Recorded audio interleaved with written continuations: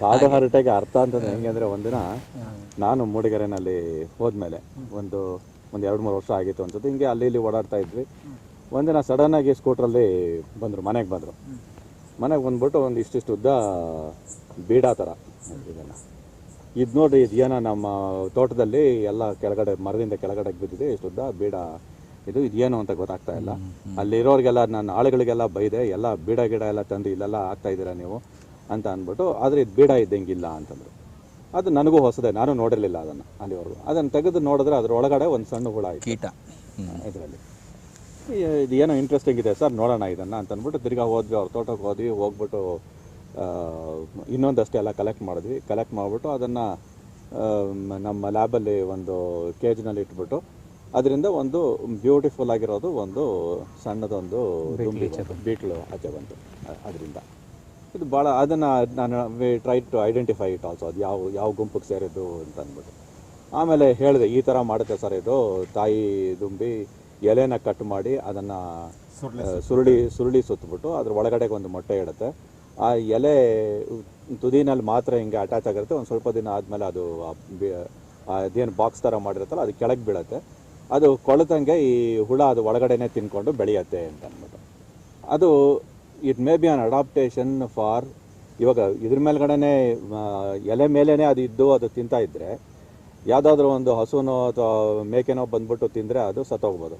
So it may be an adaptation for it to survive. ಕೆಳಗಡೆ ಬಿದ್ದೋಗತ್ತೆ, ಬಿದ್ದರೂ ಅದು ಇನ್ನೂ ಬದುಕಿರತ್ತೆ ಇದು ಹಂಗೇನೆ ಅಂತ ಅಂದ್ಕೊಂಡು ಈ ಥರ ಇದನ್ನು ನೋಡ್ಬೇಕಲ್ಲ ಅದು ಹೆಂಗೆ ಮಾಡುತ್ತೆ ಅಂತ ಇದು ಮಾಡೋದು. ಫೋಟೋಗ್ರಫಿನ ಅದು ಯಾವ ಥರ ಮಾಡುತ್ತೆ ಇದು ಅಂತ ಹಾಗೆ. ದೆನ್ ನಮ್ಮ ಅದೃಷ್ಟಕ್ಕೆ ನಮ್ಮ ಇದರಿಂದ ಲ್ಯಾಬ್ ಬಿಲ್ಡಿಂಗ್ ಎದುರುಗಡೆನೆ ಒಂದು ಸಣ್ಣದೊಂದು ಗಿಡ ಇತ್ತು, ರೋಸ್ವುಡ್ ಗಿಡ ಸಣ್ಣದದು. ಅದರಲ್ಲಿ ಒಂದಿನ ನಾನು ಇದನ್ನು ನೋಡಿದೆ. ಆಮೇಲೆ ನಮಗೊಂಥರ ಕಾನ್ಸಂಟ್ರೇಷನ್ ಬರುತ್ತಲ್ಲ, ಒಂದನ್ನು ನೋಡಿದ್ಮೇಲೆ ಇಂಥದನ್ನೇ ಹುಡುಕ್ತಾ ಇರ್ತೀವಿ ಅಂತ ಅಂದ್ಬಿಟ್ಟು ಕಣ್ಣು ಅದನ್ನೇ ಹುಡುಕ್ತಾ ಇರ್ತೀವಿ. ಅದು ಸಡನ್ನಾಗಿ ಕಾಣಿಸ್ತು ನಮಗೆ. ಆಮೇಲೆ ಸುಮಾರು ಗಿಡಗಳಲ್ಲಿ ಅದೇ ಇದನ್ನೇ ನೋಡಿದ್ವಿ ನಾವು. ಅದಾದ್ಮೇಲೆ ಆಮೇಲೆ ತಕ್ಷಣ ಫೋನ್ ಮಾಡಿದೆ ಇವರಿಗೆ, ತೇಜಸ್ವಿ ಅವರಿಗೆ. ಅವ್ರು ಬಂದ್ಬಿಟ್ಟು ಇದಾಕೊಂಡು ನಾವು ಬೆಳಗಿಂದ ಸಾಯಂಕಾಲ ತನಕ ಆ ಗಿಡದ ಮುಂದೆ ಕೂತ್ಕೊಂಡು ಅದು ಯಾವ ಥರ ಕಟ್ ಮಾಡುತ್ತೆ, ಯಾವ ಥರ ಅದನ್ನು ಸುತ್ತಬಿಟ್ಟು ಹೆಂಗೆ ಬಿಡುತ್ತೆ ಅದನ್ನು ಅಂತ, ಆಮೇಲೆ ಎಷ್ಟು ದಿನ ಅದು ಅಲ್ಲೇ ಇರುತ್ತೆ ಅಂತ ನೋಡಿಕೊಂಡು ಇವೆಲ್ಲ ಅದ್ರ ಮೇಲ್ಗಡೆನೆ ಅವರು ಒಂದು ಕಥೆನೂ ಬರೆದಿದ್ದಾರೆ. ಅದನ್ನು ಬೀಡ ಮೇಕರ್ ಮೇಲೆ ಬೀಡ ಹುಳ ಒಂಟೆ ಹುಳು ಅಂತ. ಅದು ಯಾಕೆಂದರೆ ಅದರದ್ದು ಕತ್ತು ಉದ್ದಕ್ಕಿರುತ್ತೆ ಅದರದ್ದು. ಅದು ತೋರಿಸ್ತೀನಿ ನಿಮಗೆ. ಅಲ್ಲ, ಅಟ್ಟಲಿ ಬಿಡೆ ಅಂತ. ಸೊ ಇದು ಏನಕ್ಕೆ ಹೇಳಿದೆ ಅಂತಂದರೆ, ಇವರು ಪಕ್ಷಿಗಳು, ಮೀನುಗಳು, ಗಿಡಗಳು ಯಾವುದನ್ನು ಬಿಡ್ತಾ ಇರಲಿಲ್ಲ. ಅದ್ರ ಜೊತೆಗೆ ಯಾವ ಸಣ್ಣ ಕೀಟ ಸಿಕ್ಕಿದ್ರು ಕೂಡ ಅದನ್ನು ಆಸಕ್ತಿ ಅಂದ್ರೆ ನೇಚರ್ ಅವರು ಫುಲ್ ಒಬ್ಬ ವಿಜ್ಞಾನಿ ಅಂತ ಅಲ್ಲ ಹೇಳ್ತೀನಿ. ವಿಜ್ಞಾನಿ ಅಲ್ಲ ಅವ್ರು. ಯಾಕೆ ಅಂತ ಹೇಳ್ತೀನಿ ನಾನು. ವಿಜ್ಞಾನಿಗಳಲ್ಲಿ ಬಾರ್ಡರ್ಸ್ ಇದೆ. ಎಂಟಮಾಲಜಿಸ್ಟು, ಬಾಟ್ನಿಸ್ಟು. ನಾನು ಎಂಟಮಾಲಜಿ ಮಾಡಬಾರ್ದು. No, you was a biologist. ವಿಜ್ಞಾನಿ, ಯು ವಾಸ್ ಎ ಟ್ರೂ ವಿಜ್ಞಾನಿ. ಬಾರ್ಡರ್ಸೇ ಇರಲಿಲ್ಲ ಅವರಿಗೆ. ಅವರ ಮಾಯಾಲೋಕ ಓದ್ತಾ ಇದ್ದಾರೆ ಅಂತ ನಾನು ಎಲ್ಲ ನೇಪಾಳಕ್ಕೆಲ್ಲ ಹೋದಾಗ ಅವ್ರ ಪುಸ್ತಕ ತೊಗೊಂಡೋಗಿದ್ದೆ. ಮಾಯಾಲೋಕ ಓದ್ತಾ ನಾನು ಆ ಲೋಕಕ್ಕೆ ಎಂಟರ್ ಆಗ್ಬಿಟ್ಟು ಮರ್ತೋಗ್ಬಿಟ್ಟೆ ನಾನೇ. I mean, look at his range of his interests. Amazing. As a BA man, as an arts man, he has no boundaries. In fact, not only ವಿಜ್ಞಾನಿ, ಆರ್ಟ್ಸ್ ಅಥವಾ ಕಲೆಗೂ ವಿಜ್ಞಾನಕ್ಕೂ ಕೂಡ ಮಧ್ಯೆ ಅವರು ಸಾಕ್ಬಿಟ್ಟಿದ್ರು ಅಂತ ಕಾಣುತ್ತೆ ನಾನು ಕೇಳಿದೆ. ಈಗ ಇವರು ಮಲ್ಲಿಕು ಚಂದ್ರ ಹೇಳ್ದಂಗೆ ಒಂದು ರೊಟೀನ್ ಇತ್ತು ಅವ್ರಿಗೆ. ಸಾಯಂಕಾಲದ ಹೊತ್ತು ಆಟ ಆಡೋದು, ಫ್ರೀ ಆಗಿರಬೇಕು ಅಂತಂದ್ಬಿಟ್ಟು. ನಾನು ಹೋದ್ಮೇಲೆ ಚಂದ್ರನೂ ಇದ್ರು ಅವಾಗ ಅಲ್ಲಿ. ನಾನು ಹೋದಾಗ ಇನ್ನೊಬ್ರು ಜಗನ್ನಾಥ್ ಅಂತ ಇದ್ರು ಅಲ್ಲಿ, ಅವ್ರು ಈಗಿಲ್ಲ. ಜಗನ್ನಾಥ್ ಅವರು, ಚಂದ್ರು, ನಾನು 3 ಜನನು ಅವ್ರ ಮನೆಗೆ ಹೋಗ್ಬಿಟ್ಟು ಅಲ್ಲಿ ಶಟ್ಲ್ ಆಡೋದು ಅಥವಾ ಟಿ ಆಡೋದು, ಟೇಬಲ್ ಟೆನ್ನಿಸ್ ಆಡೋದು. ಇದು ರೆಗ್ಯುಲರ್ ಆಗಿ ನಡೀತಾ ಇತ್ತು. 1994ರಲ್ಲಿ ಪ್ರದೀಪ್ ಕೆಂಜಿಗೆ ಅವರು ಐ ಥಿಂಕ್ ಅವ್ರು MS ಏನೋ ಇದಕ್ಕೆ ಹೋಗಿದ್ರು, ಟೆಕ್ಸಾಸ್ಗೆ ಹೋಗಿದ್ರು ಅವರು ಇದಕ್ಕೆ. ಅಲ್ಲಿಂದ ಬರಬೇಕಾದ್ರೆ ಮೊದಲನೇದು ಒಂದು ಕಂಪ್ಯೂಟರು ಅವರು ತೊಗೊಂಡು ಬಂದ್ಬಿಟ್ಟು ತೇಜಸ್ವಿಗೆ ಅದು ಗಿಫ್ಟ್ ಥರ ಕೊಟ್ಟರು ಕಂಪ್ಯೂಟರ್ನ. ಆ ಕಂಪ್ಯೂಟರ್ ಬಂದಮೇಲೆ ಅವರು ಎಷ್ಟು ಸ್ಟಡಿ ಮಾಡಿದ್ರು ಆ ಕಂಪ್ಯೂಟರ್ನ ಅಂತಂದರೆ, ಬೇರೆ ಇನ್ನೆಲ್ಲ ನಿಂತೋಗ್ಬಿಡ್ತು, ನಮ್ದು ಆಟ ಗೀಟ ಎಲ್ಲ ನಿಂತೋಯ್ತು. Tea table became computer table. ಅದು ಕಂಪ್ಯೂಟರು ಪ್ರಿಂಟರು ಎಲ್ಲ ಬಂತು ಜೊತೆಗೆ ಇದರಲ್ಲಿ. ಆಮೇಲೆ ಹಿ ಸ್ಟಾಪ್ಡ್ ಆ್ಯಕ್ಚುಲಿ ರೈಟಿಂಗ್ ಅಂತಂದರೆ ಕೈನಲ್ಲಿ ಬರಿತಾ ಇದ್ರು ಮುಂಚೆ ಕತೆಗಳನ್ನ. ಕಂಪ್ಯೂಟರ್ ಬಂದಮೇಲೆ ಡೈರೆಕ್ಟಾಗಿ he was keying in the stories, ಹೀಗೆ ಆ ಥರ. ಸೊ ಕನ್ನಡ ಇದನ್ನು ತರಿಸಿ, ಫಾಂಟ್ಸ್ನ ಸಾಫ್ಟ್ವೇರ್ ತರಿಸಿ ಕನ್ನಡ ಯೂಸ್ ಮಾಡಿಕೊಂಡು ಮಾಡೋದು. ದೆನ್ ಕಂಪ್ಯೂಟರ್ ಹಾರ್ಡ್ವೇರ್ನ ಎಷ್ಟು ಚೆನ್ನಾಗಿ ಅವ್ರು ಅರ್ಥ ಮಾಡ್ಕೊಂಡಿದ್ರು ಅಂದರೆ ಪೂರ್ತಿ ಅವ್ರು ಡಿಸ್ಮ್ಯಾಂಟ್ಲ್ ಮಾಡಿ ತಿರ್ಗಾ ಅಸೆಂಬಲ್ ಮಾಡೋ ಅಷ್ಟು ಕಲ್ತಿದ್ರು. ಇನ್ಫ್ಯಾಕ್ಟ್ ಕಂಪ್ಯೂಟರ್ ಮೇಲೂ ಒಂದು ಬುಕ್ ಬರೆದಿದ್ದಾರೆ ಅವರು ಇದ್ರ ಮೇಲೆ. ಹೀಗೆ ಒಂದು ಸಲ ಏನಾಗಿತ್ತು ಅಂದರೆ ಅವ್ರದ್ದು ಒಂದು ಕಂಪ್ಯೂಟರ್ನಲ್ಲಿ, ಆಮೇಲೆ ಕಂಪ್ಯೂಟರ್ಗಳು ಆ್ಯಡ್ ಆದವು, ಜಾಸ್ತಿ ಕಂಪ್ಯೂಟರ್ಗಳು ಬಂದವು ಅಲ್ಲಿಗೆ. ಒನ್ಸ್ ಈ found that there is lot of advantage ಇದ್ರೊಳಗಡೆ ಅಂತ ಅಂದಾಗ ಇನ್ನೊಂದೆರಡು ಕಂಪ್ಯೂಟರ್ ತೊಗೊಂಡ್ರು ಅವರೇ.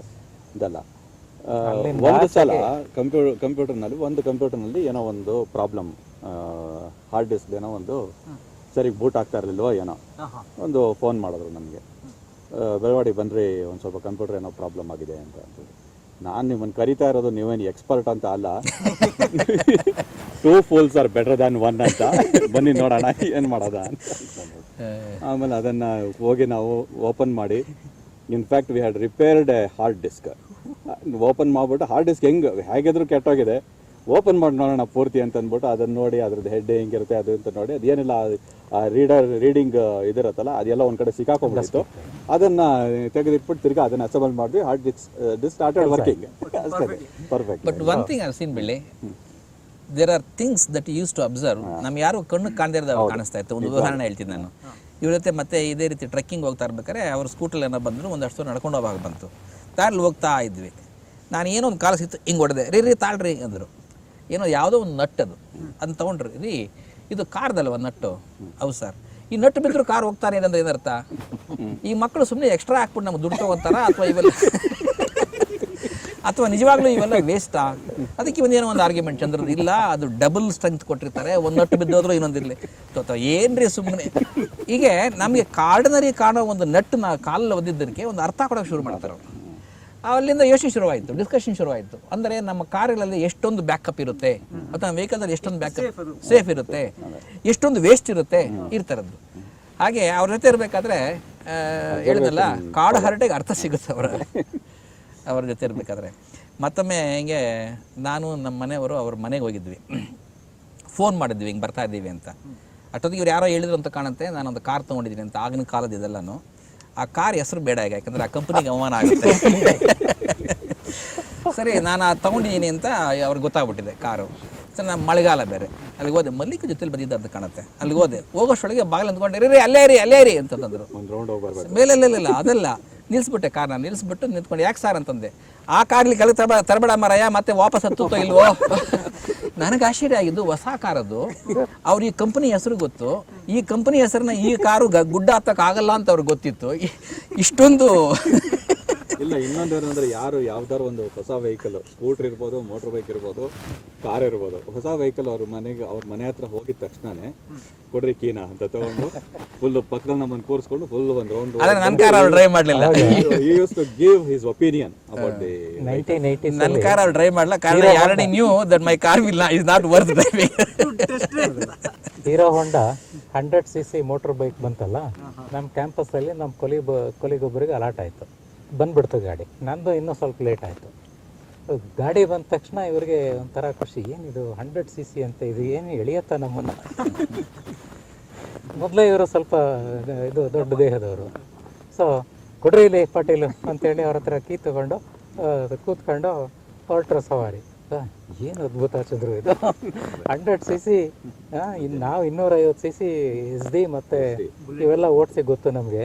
100cc ತಂದಿದ್ದಾರಲ್ಲ, ಎಂಥ ಅದ್ಭುತ ಇದು ಅಂತ ಭಾಳ ಆಶ್ಚರ್ಯ ಆಗುತ್ತೆ.